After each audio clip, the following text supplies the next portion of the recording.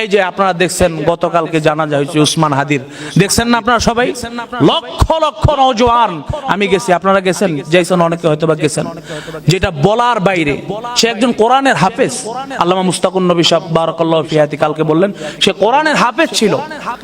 আচ্ছা যাই হোক, সে দেশকে ভালোবাসছে, আল্লাহওয়ালাদেরকে ভালোবাসছে, সমস্ত প্রকার দলমত নির্বিশেষে সমস্ত মানুষদেরকে ভালোবাসছে, যার কারণে আজকে লক্ষ লক্ষ মানুষ তার জানাজায় অংশগ্রহণ করছে। আপনারা কি চান না এমন একজন আল্লাহর আশিক হয়ে, আল্লাহর জাকেরান হয়ে, আল্লাহওয়ালাদের সাথে সম্পর্ক রাখে, আমাদের ওরকম জানাজাগুলো হোক? বলেন চাই কিনা? সবাই চাই। আবার হাদিস শরীফের মধ্যে আসছে যারা প্রকৃত আশিক হবে, আল্লাহর আশিক হবে, জাকেরান হবে, মুত্তাকি হবে, হাদিস শরীফের মধ্যে আসছে 500 ফেরেশতা আসমান থেকে তাকে ইস্তেকবাল করার জন্য আসবে। কত ফেরেশতা? আমরা চাই কি না? হ্যাঁ, শুধু চাই, কিন্তু আমল করতে চাই না। আমাদের সবচেয়ে বড় আফসোসের কারণ হইল আমরা সমস্ত কিছু বুঝি, জানি, সবকিছুই করি, কিন্তু আমল করতে চাই না। আছে না নাই ভাই? আমল করতে চাই না। আচ্ছা বলেন, আমরা যদি আমল না করি, আমল সে বনতি হ্যায় জান্নাত ভি জাহান্নাম, আমল যদি না করি আল্লাহর কাছে কি হিসাব দিব বলেন? ইন্নাল্লাহা লা ইয়ানজুরু ইলা সুওয়ারিকুম ওয়ালাকিন ইয়ানজুরু ইলা কুলুবিকুম ওয়া আমালুকুম। আল্লাহ আপনাদের বাহ্যিক চেহারা সুরত কিছুই দেখেন না। আপনি কত বড় টাকার মালিক, কত ধন সম্পদের মালিক, কতগুলো গাড়ি আছে, কতগুলো বিজনেস আছে, কতগুলো ব্যবসার মালিক আপনি, আল্লাহ কিছুই দেখেন না। শুধুমাত্র আল্লাহ তাআলা আপনার কলবকে দেখেন, আর কি পরিমাণ ঈমান এবং আমলকে মজবুত করছেন আল্লাহ এগুলা দেখেন। বুঝে আসছে কথা? আল্লাহ কিছুই দেখেন না। অমন এক আয়াতে কোরআনে কারীমের মধ্যে আছে, লা ইয়ানালুল্লাহা লুহুমুহা ওয়ালা দিমাউহা ওয়ালাকিন ইয়ানালুহুত তাকওয়া। যে বান্দা তোমরা যে কুরবানিতে গরু জবাই করো, এই যে বিশাল বিশাল গরু মানুষকে দেখানোর জন্য ক্রয় করো, কিনো, জবাই করো, আমার কাছে রক্ত গোশত এগুলো কিছুই পৌঁছায় না, বরং শুধু তোমাদের তাকওয়াটা পৌঁছায়। কোন উদ্দেশ্যে জবাই করছো, কি উদ্দেশ্যে এটা তুমি কুরবানি করছো, শুধুমাত্র এই জিনিসটা পৌঁছায়। তো আল্লাহর কাছে দামি হইতে গেলে আল্লাহ আমাদের চেহারা দেখেন না, যে কে কত বেশি সুন্দর, কার বংশ মর্যাদা কত বেশি, কে খান বংশের, কে চৌধুরী বংশের, কে ফকির বংশের, এগুলার দিকে তাকান আল্লাহ? কিছুই তাকান না। আরে আল্লাহ তাআলা ওই মানুষের দিকে তাকান, ওই আমলে সালেহের দিকে তাকান যে আল্লাহওয়ালা মুত্তাকি।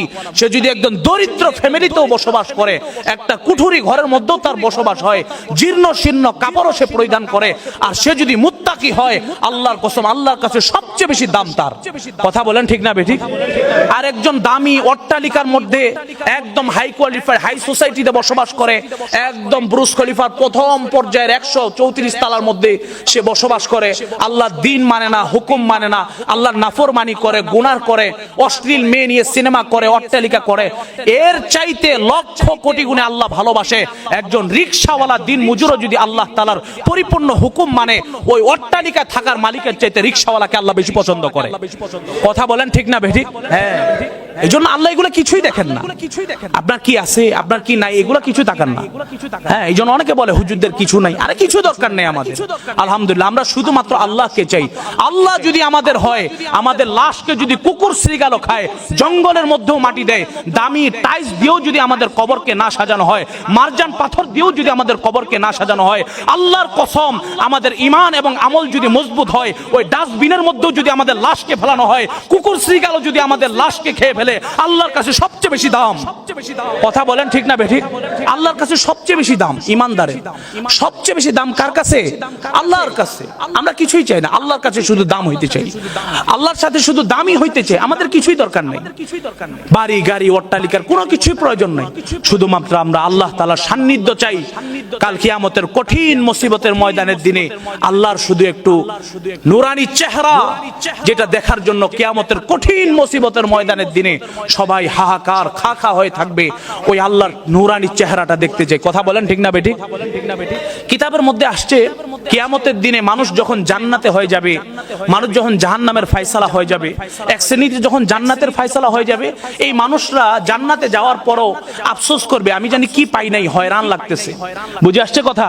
যারা নওজোয়ান, যাদের যুবক একদম যৌবনটা টকবক করতেছে, এদের যেমন বউ ছাড়া জওয়ানিটা টকবক করে, আছে না নাই? হ্যাঁ, আছে না নাই? হ্যাঁ, এদের যেমন যৌবনটা কোথাও খরচ করতে পারে না, সব সময় পেরেশানিতে থাকে, এটা কোথায় খরচ করব, কোথায় ব্যয় করব। এটা যারা বুঝতেছে না, জান্নাতে যাওয়ার পর সে ফিলিংস পাবে না, মজা পাবে না। আরে কি জানি নাই, কি জানি হারাই ফেলছি, কাকে জানি দেখি নাই। সঙ্গে সঙ্গে ওলামায়ে কেরামের কাছে, সব জামানার যত মানুষরা আছে ওলামায়ে মুত্তাকিদের কাছে যাবে। বলেন না সুবহানাল্লাহ। এই ওলামায়ে কি এখন দরকার না কিয়ামতের ময়দানে দরকার আছে? সবাই যাবে। আল্লাহ ওয়ালা মুত্তাকি, আমলে সালেহ, একদম হাই সোসাইটি থেকে নিয়ে লো কোম্পানি পর্যন্ত যতগুলো আল্লাহ ওয়ালা মুত্তাকি বুজুর্গ আছে সবার কাছে যাবে। যাওয়ার পরে বলবে, আয় আল্লাহ, এই হুজুর আমরা জানি কি পাচ্ছি না, জান্নাতে যাওয়ার পর কেমন জানি আনন্দ লাগতেছে না, আমাদেরকে কি জানিস যিনি নাই। বলে তোমরা তো অরিজিনাল জিনিসটাই পাওনি, আল্লাহ তাআলাকে এখন পর্যন্ত তোমরা দেখোনি। বলেন না সুবহানাল্লাহ। যখন এই কথা বলবে সবাই আশ্চর্য হয়ে যাবে, আরে আল্লাহকে দেখতে হবে। সবাই চিৎকার দিয়ে উঠবে, আমরা আল্লাহকে দেখতে চাই। তো সঙ্গে সঙ্গে আল্লাহ তাআলা ফেরেশতাদেরকে বলবে, ইরফা হিজাব, ফেরেশতারা পর্দা সরাও, আমি আমার নূরানি চেহারা পুরো উম্মতকে দেখাইতে চাই। তো ওই চেহারা আমরা দেখতে চাই কিনা?